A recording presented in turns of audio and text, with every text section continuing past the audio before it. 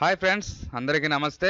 ఈరోజు మనం కుట్టు మిషన్లకి ఎలా అప్లై చేసుకోవాలి, ఎవరు అర్హత దీనికి, వీళ్ళు ఎవరు ఎలిజిబుల్, ఎవరు అప్లై చేసుకుంటే ఏ రోజు వస్తుంది, మనకి మిషన్లు ఎప్పుడు ఇస్తారు, ఎప్పుడు అప్లై చేయాలి అనే దాని గురించి ఈ వీడియోలో తెలుసుకుందాం.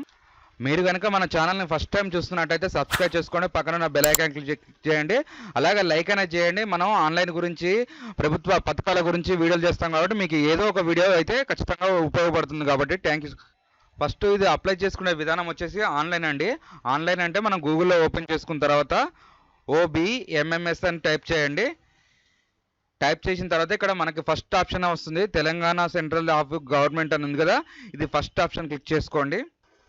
క్లిక్ చేసుకున్న తర్వాత ఇక్కడ మనకి అప్లికేషన్ ఆన్లైన్ అని ఉందిగా, ఇది ఓన్లీ మైనారిటీస్ వాళ్ళకి సంబంధించిందే అండి. ఇది మైనారిటీ వాళ్ళు అయితేనే ఎలిజిబిలిటీ, ఇలా హిందూస్ అయితే ఆప్షన్ లేదు, హిందూస్ ఆప్షన్ అయితే అసలుకే లేదు. ఇందులో మైనార్టీ వాళ్ళకి రేషన్ కార్డు లేకున్నా కానీ ఇది అప్లై చేసుకోవచ్చు అండి. ఎవరైనా మైనార్టీ వాళ్ళు చేసుకుంటే మాత్రం అది ఎలాగనేది ఇప్పుడు చూసుకుందాం. ఈ అప్లికేషన్ ఆన్లైన్ ఉందిగా, అది క్లిక్ చేసుకోండి. మనకి ఇంటర్ఫేస్ అనేది ఇలా ఓపెన్ అవుతుంది.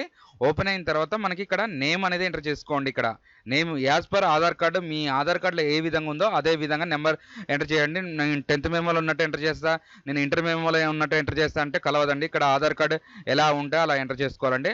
ఆధార్ కార్డులో నేమ్ ఎలా ఉందో అలా ఎంటర్ చేసుకున్న తర్వాత ఇక్కడ ఆధార్ నెంబర్ అనేది, మీ ఆధార్ నెంబర్ అనేది ఎంటర్ చేసుకోండి. చేసుకున్న తర్వాత ఇక్కడ మీ రూరల్ అర్బన్ అనేది ఉంటుంది, రూరల్ అర్బన్ అనేది క్లిక్ చేసుకోండి. క్లిక్ చేసుకున్న తర్వాత ఇక్కడ రేషన్ కార్డు నెంబర్ అయితే మీకు ఇక్కడ మ్యాండేటరీ అని ఇవ్వలేదు, ఇది రేషన్ కార్డు ఉన్నా ఒకటే లేకున్నా ఒకటే ఒకేడా.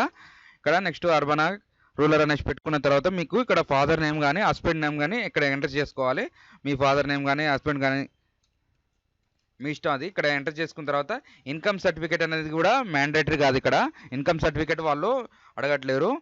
నెక్స్ట్ ఇన్కమ్ సర్టిఫికేట్ నేమ్ కూడా అవసరం లేదు, ఉంటే మీరు ఎంటర్ చేయండి, లేకపోతే లీవ్ ఇట్. ఇది next date of birth enter చేయండి. ఇక్కడ మీ డేట్ ఆఫ్ బర్త్ ఎంటర్ చేసుకున్న తర్వాత ఇక్కడ యాన్యువల్ ఇన్కమ్ అంటే 1 lakh 2 lakhs, మీరు సంవత్సరానికి ఎంత సంపాదిస్తారనేసి కూడా ఇక్కడ ఎంటర్ చేసుకోవచ్చు.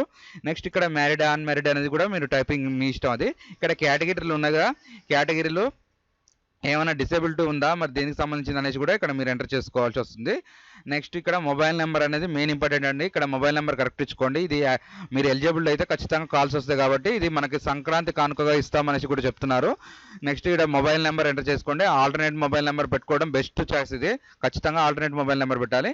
ఇక్కడ రిలీజియన్ అని ఉంది కదా, ఇక్కడ చూసుకోండి. ఇక్కడ ముస్లిమ్స్, సిఖ్స్, వీళ్ళు మిగతా మైనార్టీకి సంబంధించిన వాళ్ళే మాత్రమే ఉంటుంది. ఇక్కడ అయితే హిందూ ఆప్షన్ అయితే ఎక్కడ లేదు, హిందూ వాళ్ళు అప్లై చేసుకోవాలనేసి ఆప్షన్ అయితే ఇక్కడ లేదు. మీరు ముస్లిమ్స్ అయితే చేసుకోవచ్చు.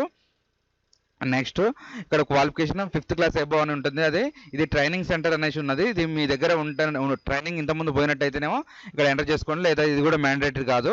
నెక్స్ట్ ఇక్కడ డిస్టిక్, మీ నియోజకవర్గం, మండలం, పంచాయతీ, గ్రామ పంచాయతీ, pin code, door number, Aadhaar కార్డులో అడ్రస్ ఎలా ఉందో అలా ఇవన్నీ ఎంటర్ చేసుకున్న తర్వాత కిందికి వచ్చిన తర్వాత ఇక్కడ కొన్ని డాక్యుమెంట్స్ అప్లోడ్ చేయాలండి.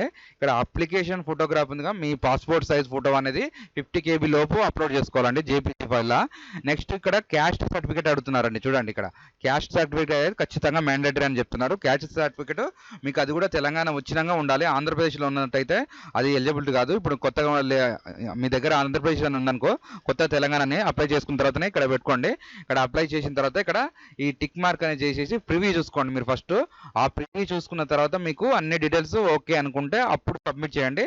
ప్రివ్యూ చూడకుండా సబ్మిట్ చేస్తే మాత్రం మీకు ఎడిట్ ఆప్షన్ అయితే ఉండదండి. ఇందులో ఏమైనా తప్పులు ఉంటే ముందర ప్రివ్యూ చూసుకున్న తర్వాతనే సబ్మిట్ చేసుకోండి.